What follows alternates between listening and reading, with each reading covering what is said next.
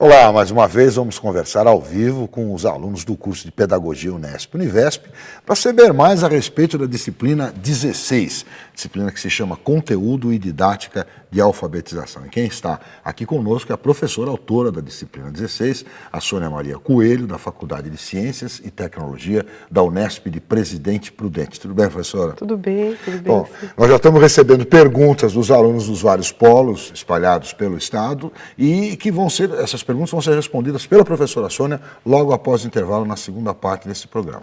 Por enquanto aqui a gente vai tentar explicar um pouquinho da disciplina, né, professora? Sim. Então, a primeira pergunta que eu tenho para a senhora é o seguinte, por que essa disciplina agora, nesse momento? Ela veio sendo preparado o terreno para que a senhora entrasse nesses temas aqui?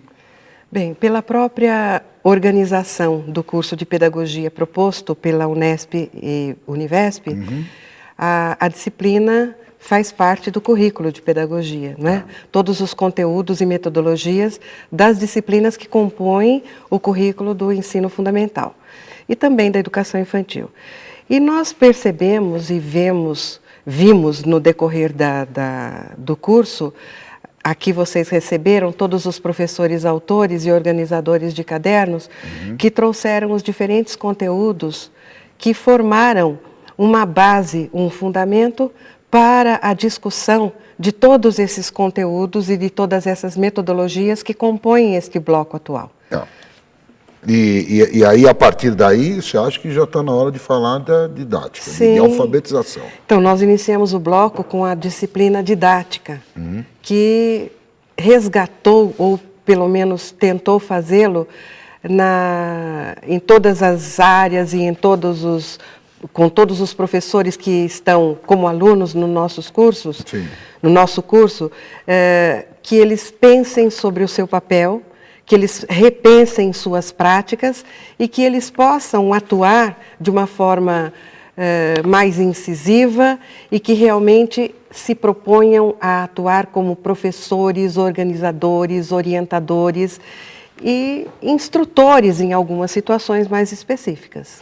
E quais são os temas mais importantes aqui dessa disciplina, dessa didática e conteúdo e didática de alfabetização, dessa D16? Quais são as coisas mais importantes que a senhora tem aqui? A senhora acha que é o fato, é aquele momento mágico do aprendizado, é isso?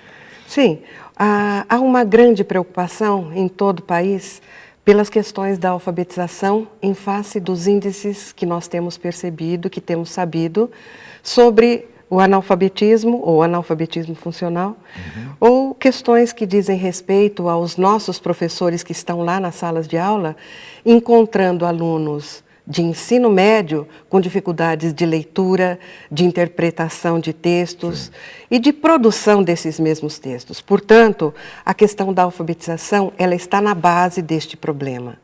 E, portanto, esta disciplina tem uma grande responsabilidade. E a partir de fazermos uma leitura das ementas de todas as disciplinas, especificamente a desta, que foi a forma de organizar o currículo de todo esse curso. Tivemos um compromisso de atender a toda essa expectativa. E a dificuldade de fazer essa organização decorre justamente da natureza da alfabetização. Existem várias disciplinas ou vários campos disciplinares que têm assumido, e de forma isolada, a responsabilidade ou o trabalho de enfrentarem as questões referentes à alfabetização. O caso da pedagogia por sua própria conta, o caso da psicologia, o caso da psicolinguística, o da própria linguística, da sociolinguística. Então, são campos todos necessários, imprescindíveis, para que nós possamos pensar sobre todo esse processo altamente complexo da alfabetização. E, portanto, essa é a questão. Mas é assim, tem a questão histórica, se você entra aqui na questão histórica, fala sobre as diferenças aí entre alfabetização e letramento. Queria que a senhora comentasse um pouquinho disso. O que é importante, o que é mais importante em cada tema desse? Com relação à história, o que a história nos ensina, né? É isso que nós vamos, o que você vai entrar aqui nessa disciplina? Então, retomando a questão da ementa do curso, dos propósitos e dos objetivos que foram apresentados. Nós fizemos juntamos autores, professores, pesquisadores, que são da própria Unesp, e que têm um pensamento voltado para essa área. E, portanto, o caso da professora Onaide Schwartz, o caso do professor Olímpio, o caso da professora Magda Soares, do professor Luiz Carlos Cagliari, da professora Renata Junqueira, quer dizer, todos esses textos foram aqui pensados em função de uma ementa, em função de um propósito que essa disciplina assumiu. Entendi. Portanto, falar sobre a alfabetização e o que é que ela promove na nossa vida foi o primeiro momento. Qual é a condição que nós adquirimos ao nos tornarmos alfabetizados? O que é que esta condição fornece para a nossa vida diária e, na vida cotidiana, como é que nós ultrapassamos esse âmbito? Como é que nós atingimos o âmbito da ciência, da arte, da filosofia, da moral, da política? Então, é pela alfabetização, passando pela aquisição dos conhecimentos científicos. Mas nós não poderíamos falar simplesmente disso sem pensarmos o que já aconteceu. Como esse processo tem sido, como ele foi vivido especificamente na situação brasileira. Então, os artigos iniciais falam, os aspectos iniciais comentados da professora Onaide falam justamente sobre isso. De história, né? De história, que a gente pode pegar do e passado. o que é que isto nos mostra? Que lições podemos aprender da história até o momento? Portanto, o que havia antes da psicogênese da língua escrita, que é o texto seguinte, que nos aponta como um verdadeiro divisor de águas, o que foi o pensamento anterior e posterior às suas concepções teóricas. Então, dentro desta perspectiva psicolinguística, ela nos apresenta um conceito, uma forma derivada de um pensamento piagetiano, evidentemente, num conceito de desenvolvimento a partir desta perspectiva. O que é que o aluno, o que é que os indivíduos, porque nós estamos pensando não só na criança, mas no jovem, no adulto, em situação de aprendizagem da língua escrita. E, portanto, o que é essa psicogênese? De onde ela vem? Como é que ela se desenvolve? E em que momentos ela se baseia? E, portanto, esse texto vem falar sobre isso. E fala também sobre eventuais problemas que ocorreram e foram sérios, no caso de propostas que foram assumidas, do chamado construtivismo, que é fundamentado nessa mesma psicogênese, Sim. E que, a partir de então, coloca todos os elementos considerados válidos anteriormente como sendo indesejáveis. Então, o método passa a ser uma palavra condenada. A cartilha, por sua vez, é apontada como um elemento, como um instrumento que apresenta sérios problemas, como realmente apresenta, e isso tudo nós ficamos sem saída. Então, é em relação a essa perspectiva que o segundo texto aborda. Não é simplesmente colocar a perspectiva que a Emília Ferreiro tão elaborou com tanta sabedoria e com tanto trabalho de pesquisa, que nós estamos jogando esse trabalho simplesmente como algo que deva ser esquecido. Absolutamente não. Tanto que o trabalho que nós estamos apresentando aqui, que temos na professora Onaide uma proposta metodológica que é fundamentada nessa mesma psicogênese, resgatando toda a perspectiva freiriana de alfabetização, coloca como ponto fundamental a perspectiva de análise desse processo de aquisição e, mais ainda, um processo que permite uma consciência crítica desse alfabetizando, seja ele criança, jovem ou adulto. Né? Então, tem alguns temas aqui que são bastante, sei lá, discutidos, né? Estão em discussão, porque justamente agora isso que a senhora falou, diante da dificuldade dos nossos jovens que nós estão encontrando em interpretar textos e tal, bom, será que a gente errou na alfabetização? Será que a gente está... O que está faltando? O que está faltando aí, né? Certo. Então, essa edição tem discussões bastante interessantes aqui, como alfabetização e letramento, o que é um, o que é outro, as diferenças entre uma coisa e outra, né? E como usar o que aprendemos no passado hoje, né? Diante de tudo novo que surgiu aí. Então, a perspectiva de alfabetização e letramento, nós colocamos aqui, trouxemos um texto da professora Magda Soares, falando justamente sobre esses tais descaminhos na alfabetização, em decorrência de um equívoco em relação à psicogênese da língua escrita, considerada ou tomada como método. Então, neste momento, a partir de algumas orientações, os professores foram praticamente impedidos, né, de fazerem uma inserção ou uma correção nas suas propostas e na sua forma de trabalho. Então, me parece que essa crítica não é minha, ela é de grandes autores e pesquisadores na área da alfabetização, e a professora Magda faz isso com grande propriedade. Então, ela diz que a grande questão é que, num determinado momento, nós tínhamos ou método analítico ou método sintético, em que se fazia, que eram os chamados métodos tradicionais, ou que partiam de uma unidade, ou que partiam de estruturas mais complexas da língua, mas que, de alguma forma, ficavam só nesse aspecto. Da decodificação da decodificação do sistema alfabético, do sistema ortográfico. Portanto, vocês verão que os alunos deverão perceber que a inserção dos textos do professor Cagliari vem justamente para ilustrar e para mostrar as possibilidades dentro do conhecimento da linguística, como detectar, como incidir, não é, no erro do aluno e como realizar essa tarefa.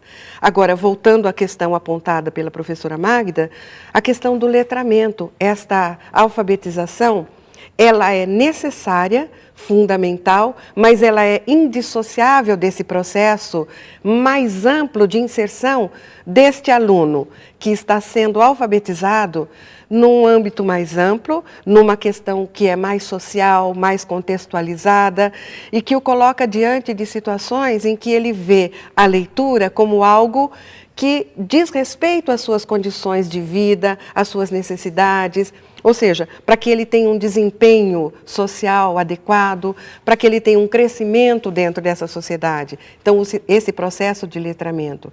Então, pensar a alfabetização é pensar em alfabetizar letrando, como ela diz. Ou seja, é uma alfabetização que não se faz de forma descontextualizada. Certo. Então, é com essa proposta que o método sociolinguístico da professora Onaide apresenta uma sugestão que está sendo, inclusive, já utilizada na cidade de Presidente Prudente, com grande sucesso, fazendo um trabalho com camadas mais populares nas escolas com maiores problemas de alfabetização. Os alunos têm dificuldade maior. Exatamente. Né? E esses alunos estão lendo num espaço de 3 meses.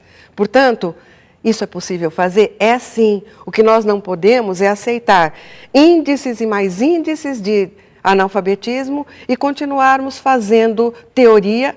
É dever da universidade, é dever da escola, é dever de cada professor, é dever de todos nós, que fazemos parte desse contexto de ensino. Nós trabalhamos com a formação de professores, portanto, esse caderno foi pensado para a formação desses professores que estão no nosso curso.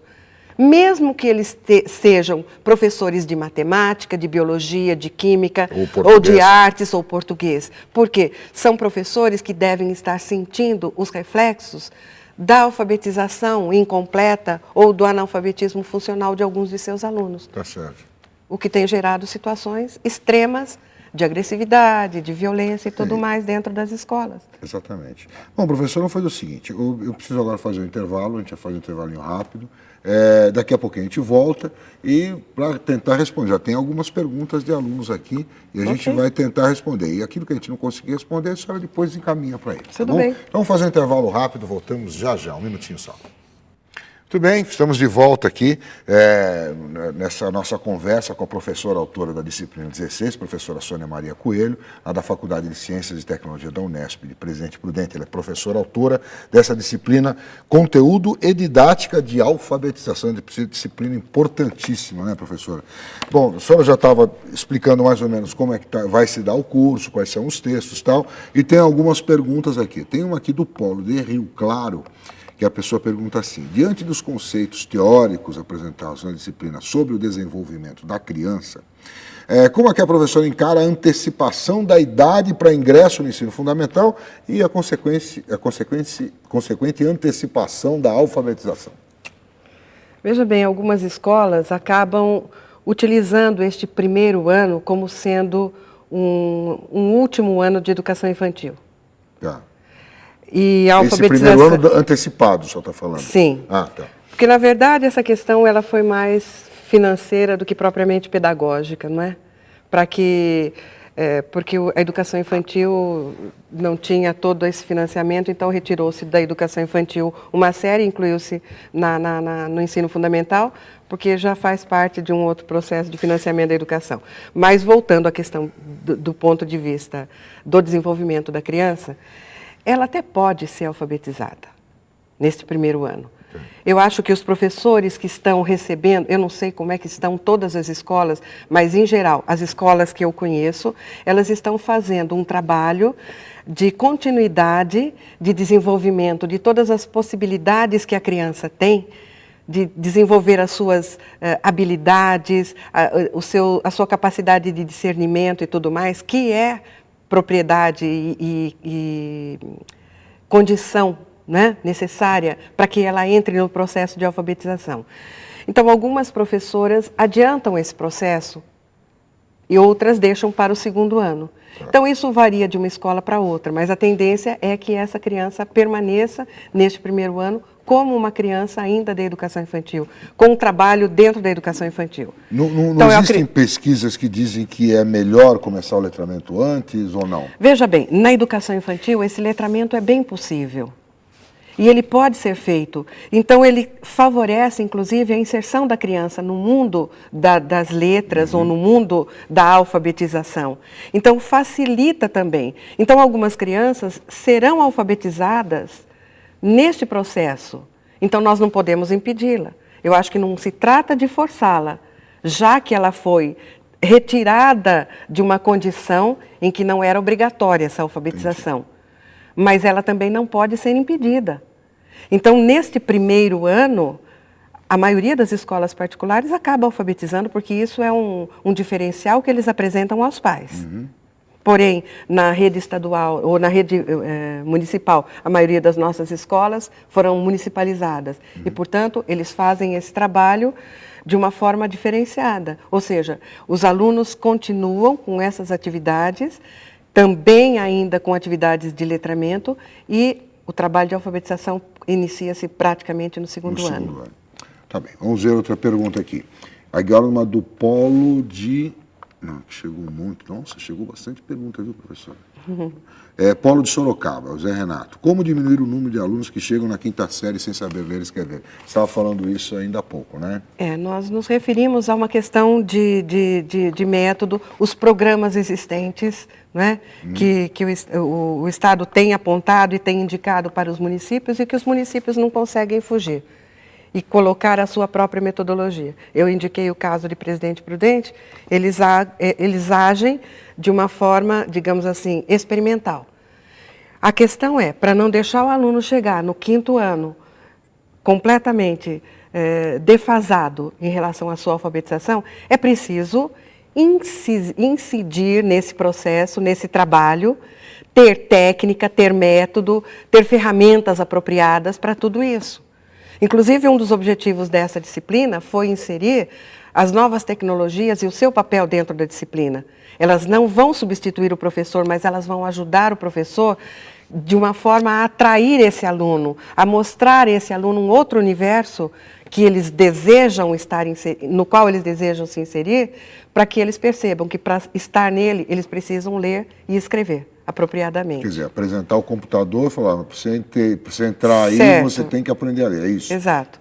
E esse material geralmente é pensado por pessoas que entendem de alfabetização, pensam a alfabetização, pesquisam sobre a alfabetização e são elementos que colaboram com o trabalho do professor alfabetizador. Então, eu penso que é só incidindo nesta forma realmente incisiva. Tá. Né? Agora, tem duas questões aqui, são importantes. Tá? Polo São Vicente, 2. Vamos abordar a questão de problemas sociais e do baixo padrão de vida, indicadores sociais ruins vivenciados por alunos e os impactos desses padrões na alfabetização? Sim, existem muitos. Mas não, ela pergunta se nós vamos abordar na disciplina. Vamos. Eu estou dizendo, existem vários textos aqui que falam disso. Existem 2 textos do professor Cagliari que falam sobre essa questão. Existe um texto falando sobre as questões da norma culta e da oralidade. Por quê? O que acontece com a criança quando ela entra nesse universo escolar, ela muitas vezes é tratada como alguém que tem uma deformidade ou que tem uma forma inaceitável de se manifestar. Entendi. E, portanto, existe uma forma que é a mais importante. Evidentemente, essa norma culta ela é correta, ela é adequada para determinados padrões e determinadas situações. Nós não podemos fugir dela, mas nós podemos e devemos levar em conta essa oralidade. Inclusive, um dos fóruns da disciplina aborda toda a polêmica que aconteceu em relação aos livros de educação de jovens e adultos sobre essa questão. Quer dizer, em que medida nós levamos em conta estas diferenças que existem na nossa sociedade e a escola pública, que é em maior número e que atinge e que atende a essa clientela, como é que ela age, como é que ela faz?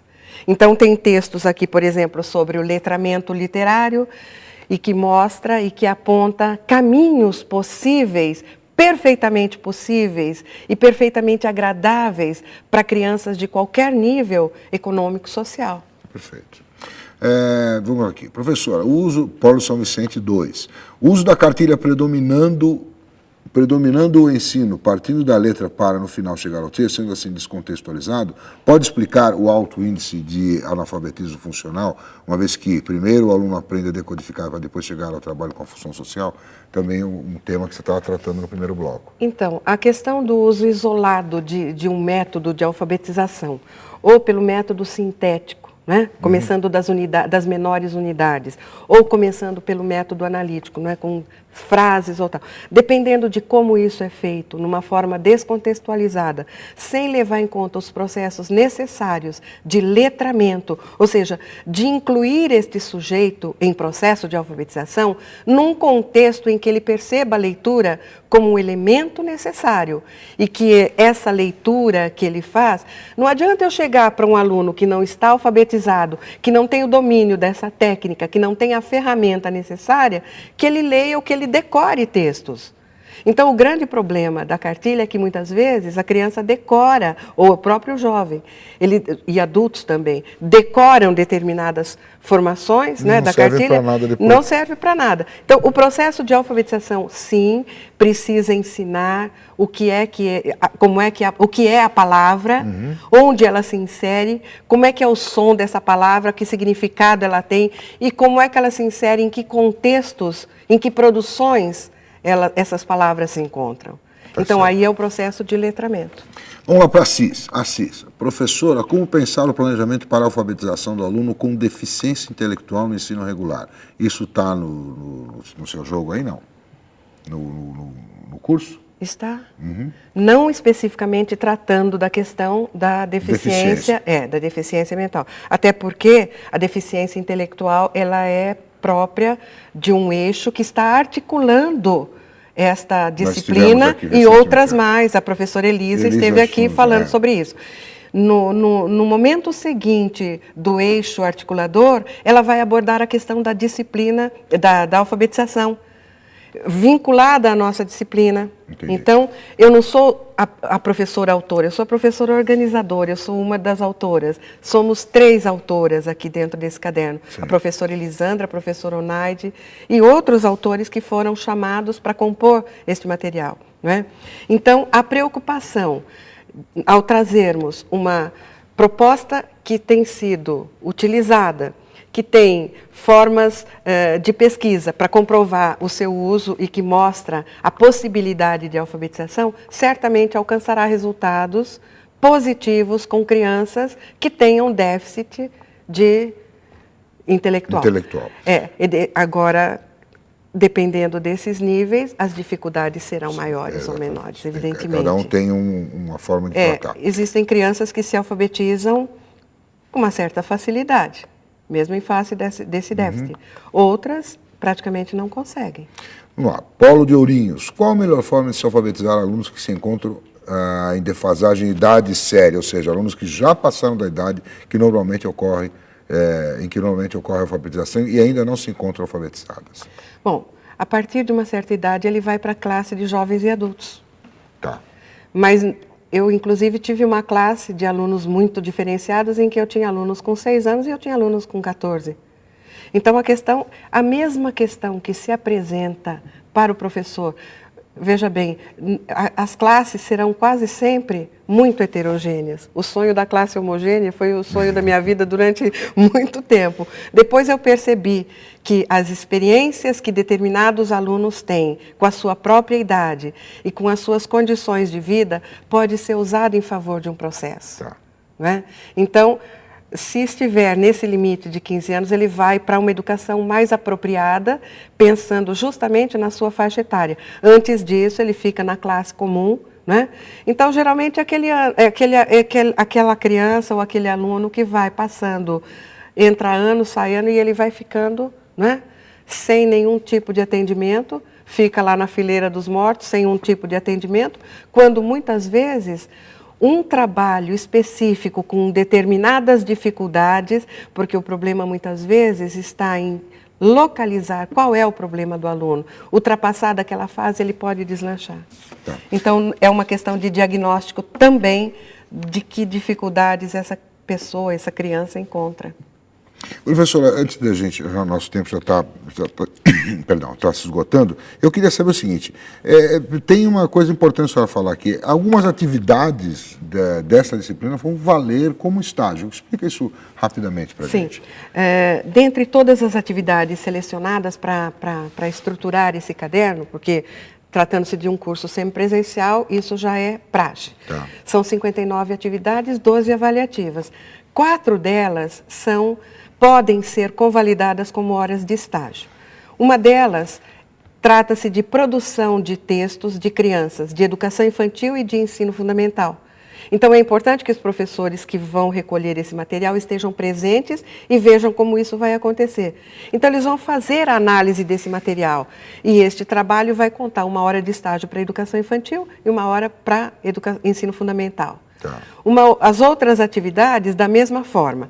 Caso este aluno queira deixar apenas como atividade avaliativa, ele vai postá-la dentro do prazo da disciplina colocado naquela semana. Se ele quiser convalidá-la como estágio e até mesmo modificar e acrescentar coisas, ele terá o prazo até o último dia de recuperação da disciplina, que será 12 de outubro.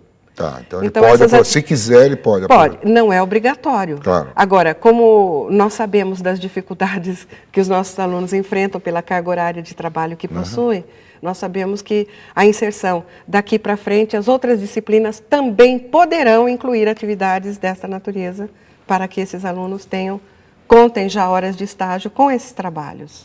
Bom, professora, infelizmente nosso tempo terminou. Tem algumas outras perguntas que eu vou pedir para a senhora responder para os alunos. Sim. E encaminhar para os polos, tá bom? E obrigado pela sua participação aqui, boa sorte. Muito obrigada. Né, nesse seu trabalho aí. Eu agradeço a atenção de todos os orientadores de turma, orientadores de disciplina, que são a linha de frente deste nosso trabalho. Agradeço a equipe de produção de todo esse material que está aqui. E agradeço a todos os alunos que têm feito desse curso um grande modelo e uma coisa importante que a Unesp está produzindo e que eles são a linha de frente também nesta nova modalidade. Muito obrigada a todos. Obrigado, professor. Bom, a gente fica por aqui. Daqui a pouquinho a gente volta. Até já.